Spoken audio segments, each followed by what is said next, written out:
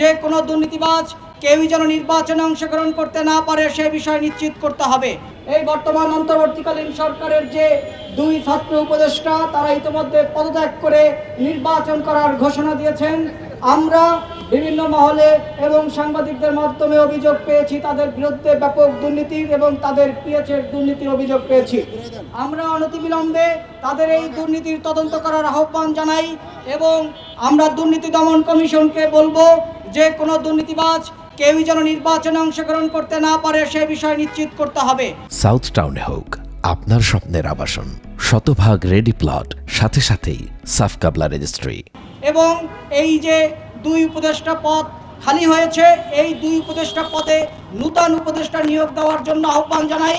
এখানে আমরা শুনতে পাচ্ছি যে আলী রিয়াজ সাহেবকে নাকি আবারও নূতন উপদেষ্টা পদে নিয়োগ দেওয়া হবে। আমরা এটার প্রতিবাদ জানাই এবং এই দুই মন্ত্রণালয়ে নূতন উপদেষ্টা নেওয়ার জন্য আমরা আহ্বান জানাই এবং গত 17 মাসে যে দুর্নীতির অভিযোগগুলো উঠেছে সেই অভিযোগের সুষ্ঠু তদন্ত করে জনসম্মুখে তা পেশ করার জন্য আইন শৃঙ্খলা বাহিনী এবং রাষ্ট্রের নিরাপত্তা বাহিনীকে আমরা আহ্বান জানাবো এবং আগামী ত্রয়োদশ জাতীয় সংসদ নির্বাচনে কোনো দুর্নীতিবাজরা যেন অংশ নিতে না পারে তার জন্য নির্বাচন কমিশন এবং এই দুর্নীতি দমন কমিশনকে পদক্ষেপ নেওয়ার আহ্বান জানিয়ে আমার বক্তব্য শেষ করছি এবং আগামী দিনে এই দুর্নীতি বিরোধী আন্দোলনকে আরো সংগঠিত করে ধারাবাহিক কর্মসূচি প্রদান করা হবে।